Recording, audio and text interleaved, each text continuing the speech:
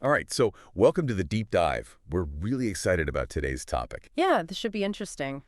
We've been, getting so many requests from you all for strategies Tried and true. that actually work, especially from our listeners who are out there hustling in the small business world Yeah, and the world of entrepreneurship. absolutely. So, we did some digging and we found some pretty unconventional advice, and I think it's going to be really valuable. I think so too. It comes from a younger entrepreneur who's actually built a multi-million-dollar business before even turning 20. Wow, Yeah. So that's impressive. I know it's really wild. And the advice that we're going to be diving into today is actually geared towards teenagers who have these ambitions to become millionaires. But I think we can extract some real gold Absolutely. that's going to be relevant to everyone, regardless of age or stage of business. Exactly. So are you ready to dive in? Let's do it. Okay, awesome. So the first principle that really kind of jumped out at me was this idea of be a pawn to be a king. Okay. It sounds kind of like a chess move, right? It does. But it's actually a really brilliant analogy for how we approach business growth. Mm-hmm. So I'm curious to get your take on this. Yeah, well, when you think about it, every great chess player, they start by mastering the fundamentals, right? The basic. Yeah, understanding the role of each piece, Wow. learning from more experienced players. And it's really the same in business. I see what you're saying. Before you can lead, Mm-hmm.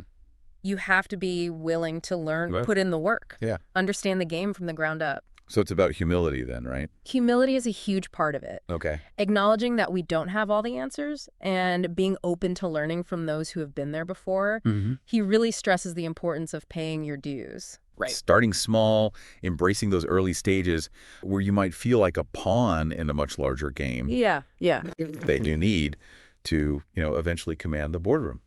And I think that's such a powerful message for all of us, whether we're, It's all yours. seasoned entrepreneurs Yeah. or just starting out. Doesn't matter. Like, You always got to be learning. there's always more to learn. Yeah.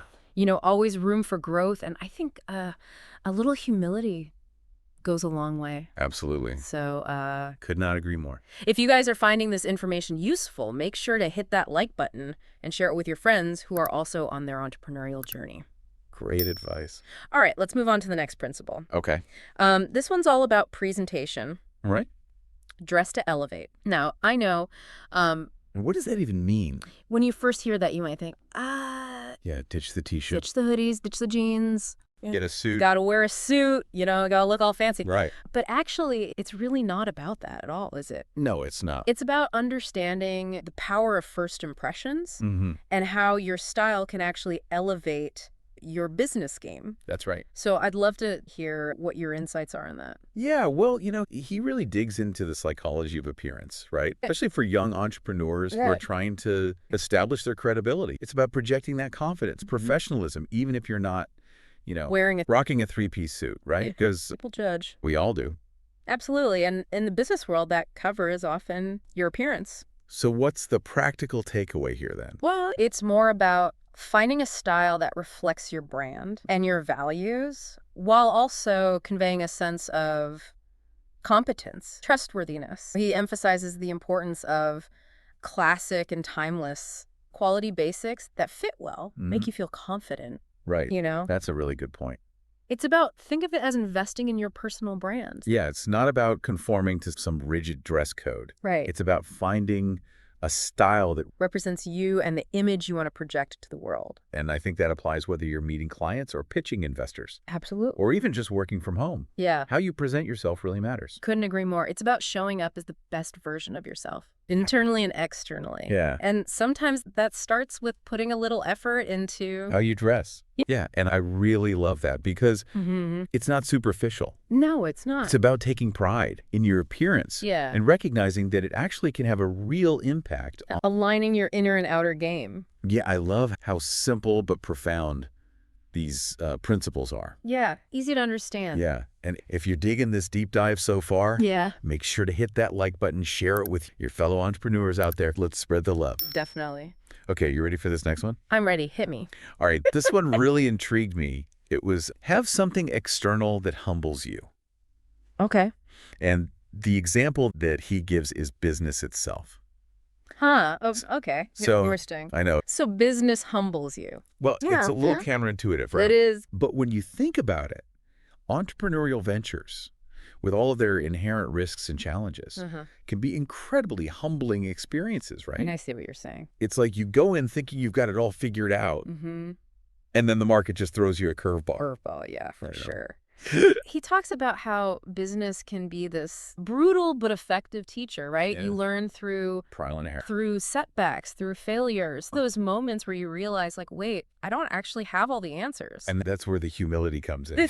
Yeah. Having a thick skin, Right. being able to bounce back from those setbacks, Mhm. viewing those challenges as, opportunities for growth rather than defeats. And I think, every entrepreneur Yeah. listening right now can relate to that. Big time. We've all faced those moments of doubt, right? Yeah. Those hurdles that seemed insurmountable, but it's how we respond to them Exactly. that really defines us. Yeah, that's the key takeaway. Resilience. Resilience. Adaptability. Yeah. And that unwavering belief in yourself and your vision. So it's not just about having a great idea or a killer business plan. No. It's about having that mental fortitude to weather the storm The mental theme is huge. and come out stronger on the other side. Absolutely. That's the goal. Yeah. That's the game. Okay. All right. And, kind of along those same lines, he has this principle, no casual dating, either something serious or nothing at all. Oh, wow. That's a bold But statement. before you raise an eyebrow, let's unpack that a little bit. Because it's not really just about romantic relationships. I'm sensing there's a deeper meaning here. Oh, absolutely. It's about focus. Prioritization, understanding that building a successful business demands a significant investment of your time and energy. He's essentially saying, during those intense early stages of building your business, you need to be laser focused on your goals. Makes sense. And sometimes that means making tough choices about where you invest your time and energy. So it's not necessarily about swearing off relationships altogether, but it's about being mindful of how you allocate your time and energy, understanding that spreading yourself too thin can lead to burnout and ultimately hinder your progress. And I think that's something we can all relate to, whether we're entrepreneurs or freelancers or even part of a larger corporate team. Absolutely. When you're working towards a big goal, you need to be able to prioritize and sometimes say no to things that might distract you from your mission. Setting boundaries. Creating a structure that supports your success. I like that. Okay, so let's shift gears a little bit to a principle that's all about building a strong network. Small circles, large influence. I like that. This one really resonates with me because I've always believed that it's not about the quantity of connections. It's about the quality. Quality over quantity. He makes this point as well, draws a clear distinction between acquaintances and true friends, stressing the importance of cultivating a close-knit circle of people you can trust, rely on, and grow with. It's like that saying, your network is your net worth. But it's not just about having a massive Rolodex, right? Right, exactly. It's about nurturing those deep, meaningful connections that can support you, challenge you, and help you reach your full potential. He talks about the power of having mentors, advisors, peers, who understand your journey and can provide valuable insights, support, and even a much-needed reality check when you need it. It's about surrounding yourself with people who inspire you, believe in your vision, and are willing to celebrate your wins, as well as help you navigate those inevitable challenges. Those relationships are invaluable. They provide a sense of community, accountability, and support. That can be such a game changer, especially when you're facing those inevitable ups and downs of entrepreneurship. And I think that's a really powerful message for anyone building a business or pursuing a dream. It's about finding your tribe. Those people who get you, support you, push you to be your best. And hey, if you're loving this deep dive so far, why not share it with your tribe? Hit that like button, spread the inspiration. Absolutely. And let's keep going. What's next? Okay, so this next principle speaks to the importance of being prepared for the unexpected. Success can be a test. Fail to handle it, and you'll lose it all. Ooh, that's a good one. Yeah, it's kind of a paradox, isn't it? It is. Success can be a blessing. For sure. But it can also be a test Absolutely. of character, resilience, discipline. He argues that achieving success, especially early on, can bring a whole new set of challenges. Right. Right? Yeah.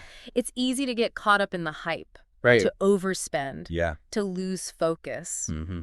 and ultimately lose sight of the values and the habits that brought you success in the first place. Yeah, it's like that classic story of the lottery winner Exactly. who ends up broke a few years later. Yeah, you hear about that all the time. Yeah. Suddenly they have all this wealth, but they haven't developed the skills or the mindset Right. to manage it responsibly. So he emphasizes the importance of staying grounded, Yeah, big time. remembering where you came from, and Mhm. continuing to work hard, even when you've achieved a certain level of... It's about avoiding those common pitfalls that can derail entrepreneurs. What are some of those? Overspending, Okay. complacency, Yeah. losing sight of the bigger picture. So apply this principle to their own lives.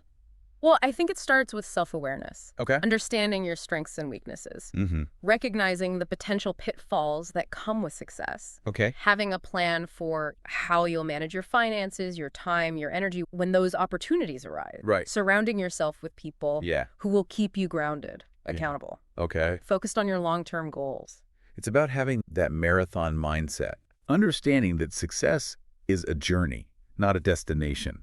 Couldn't have said it better myself. It requires, Yeah. consistent effort, discipline, Mm-hmm. a willingness to adapt and learn along the way. Precisely. It's about viewing setbacks and challenges Yeah. as opportunities for growth rather than defeats. Right. Having that resilience to bounce back Mm-hmm. from those inevitable bumps in the road and come back stronger than ever. I love how these principles are all interconnected, They are. how they build upon each other Yeah, they really do. and create this holistic approach It's all connected. to success. Yeah.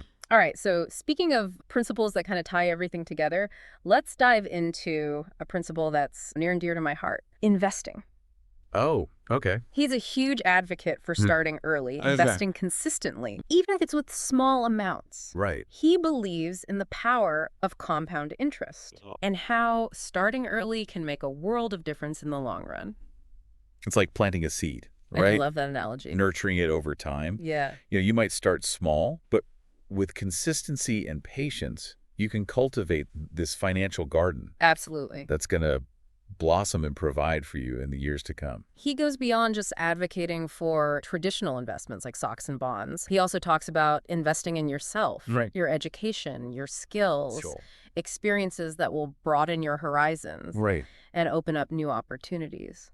So it's about having this holistic view of investment, That's it. recognizing that it's not just about financial capital, Right. but it's also about human capital. Human capital is huge. Yeah, it's about investing in your growth, Exactly. your development, your ability to create value. And he also emphasizes the importance of, getting that money away from you as quickly as possible. What do you mean by that? Is he talking about like stashing it away in a savings account? He's talking about like removing temptation, Okay. making it harder to make, impulsive decisions with your money. Right. Because he believes when you have easy access to funds, it's more tempting to spend it on fleeting indulgences Okay. rather than making those, smart long-term investments. So it's about creating systems and structures Absolutely. that support your financial goals. Yeah, he talks about automating your savings, Okay. investing in assets that are, less liquid and harder to access on a whim, Right.